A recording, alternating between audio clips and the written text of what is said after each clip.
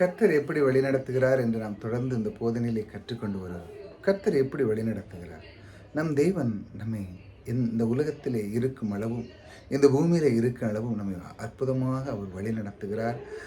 இந்த பூமியினுடைய பிரமாணங்களை அறிய நமக்கு ஒரு வாய்ப்பை கொடுக்கிறார். அவருடைய குமாரரை கொண்டு நித்திய ஜீவன் அளித்த அந்த தேவன் நம்மோடு கூட இருக்கிறார். ஆக அவருடைய வார்த்தை கவனிப்போம். பாவத்தின் சம்பளம் மரணம், தேவனுடைய கிருபை வரமோ நம்முடைய கர்த்தராகிய இயேசு கிறிஸ்துவின் உண்டான நித்திய ஜீவன். பாருங்க, பாவத்தின் சம்பளம் மரணம். ஒருவன் பாவம் செஞ்சானா அவனுக்கு சம்பளம் என்னது? மரணம் தான். பாருங்க, அதுக்கு இது எப்படின்னா ஒரு பிரமாணமாக தேவன் அதை இயக்கி வச்சு, இப்படி செஞ்சால் இப்படி தான். அதாவது நீ இதை நெல் விதைச்சா நெல், கோதுமை விதைச்சா கோதுமை, இப்படி சில பிரமாணங்களை வச்சிருக்கிறார்.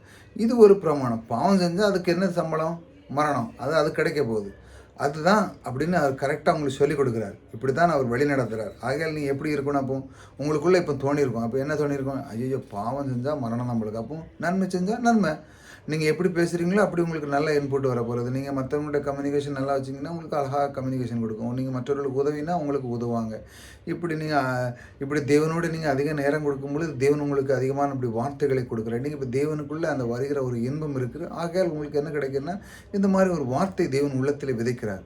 அது என்ன நடக்குன்னா, உங்களுடைய வாழ்க்கையின் திறன் மாறுகிறது. பாருங்கள், பாவத்தின் சம்பளம் மரணம் அப்படின்னு சொல்லி பாருங்கள். தேவனுடைய கிருபை வரமோ நம்முடைய கர்த்தராக இயேசு கிறிஸ்துவின் உண்டான நித்திய ஜீவன். பாருங்கள், கிருபை, தேவனுடைய அன்பு கிருபை எங்கே கிடைக்குது? அவருடைய குமாரனை கொண்டு சிலுவையின் மரணத்தின் மேல் நித்தியம் அழியாத ஒரு ஜீவனை நமக்குள்ளே வைத்திருக்கிறார் அந்த கிறிஸ்து. அது அழியவே அழியாது. பாதாளத்திலிருந்து எழுந்து தேவனுடைய வலதுபுறத்துக்கு வந்த அந்த கிறிஸ்து ஒரு நாளும் அழிவு, இந்த பூமி இல்லாமல் போனாலும் தேவனுடைய வார்த்தை என்றும் இருக்குன்னு சொல்கிறது இல்லையா? தேவனுடைய வார்த்தை இருக்கும். தேவன் எப்பொழுதும் அதை கையாண்டு கொண்டே இருக்கிறார். இதைத்தான் அவர் சொல்லுகிறார். நான் எப்படி வழி நடத்துகிறேன்னு கவனமாக கவனி. அவர் சொல்லுகிறார், என்னுடைய கிருபை உனக்கு எப்படி கிடைக்கும்டா, கிறிஸ்துக்குள்ளே நான் வைத்திருக்கிறேன் என்று அவர் உங்களுக்கு கற்றுக் கொடுக்குறார்.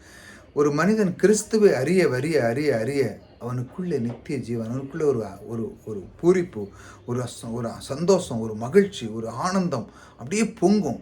ஆகா, கிறிஸ்து எனக்கு இந்த மரணத்தின் மூலமாக என்னுடைய பாவங்களெல்லாம் நீக்கி ஆதாம் இழந்த அனைத்து ஆசீர்வாதத்தையும் எனக்கு அற்புதமாக தந்த தேவாதி தேவனை கொடான கொடி சோத்திரம், என்னை எந்த அளவுக்கு என்னை வழிநடத்துகிறார் என்று சொல்லி நீங்கள் மனமகிழ்ச்சி அடைவீங்க. ஆகையால் பாருங்கள், இதெல்லாம் நீங்கள் புரிஞ்சுக்கிடணும். இந்த கிறிஸ்துக்குள்ளே இருக்கிற இந்த நித்திய ஜீவன் உங்களுக்குள்ளேயும் தருகிறாருங்க. ஆகையால் நீங்கள் சோர்ந்து போவாங்க. புதிதாக வந்தவங்க சப்ஸ்கிரைப் பண்ணிக்காங்க. தொடர்ந்து கர்த்தர் எப்படி வழி நடத்துகிறார் என்று நாம் தொடர்ந்து பார்ப்போம். இந்த பாவத்தின் சம்பளம் ஒரு மனிதன் அறிந்து விட்டால் அதனுடைய பிரமாணங்கள் அனைத்தும் அவன் புரிந்து விட்டான் என்று அர்த்தம். அதற்கு பாருங்கள், தேவனுடைய கிருபை ஒருவனுக்கு அவனுக்கு வேணும் என்றால் எங்கே இருக்கிறது? அது கிறிஸ்துக்குள்ளே உண்டான நித்திய ஜீவனாக இருக்கிறது. கிருபை அங்கிருந்து தான் கிடைக்கிறது. ஆகையால் கர்த்தர் சொல்லுகிறார், நான் இப்படி தான் உன்னை வழி நடத்த போகிறேன், இதையெல்லாம் நீ தெரிஞ்சுக்கொள் என்று அவர் உங்களுக்கு கற்றுக் கொடுக்கிறார். கர்த்தர் உங்களோடு கூட இருக்கிறார். கர்த்தர் உங்களை ஆசீர்வதிக்கிறார்.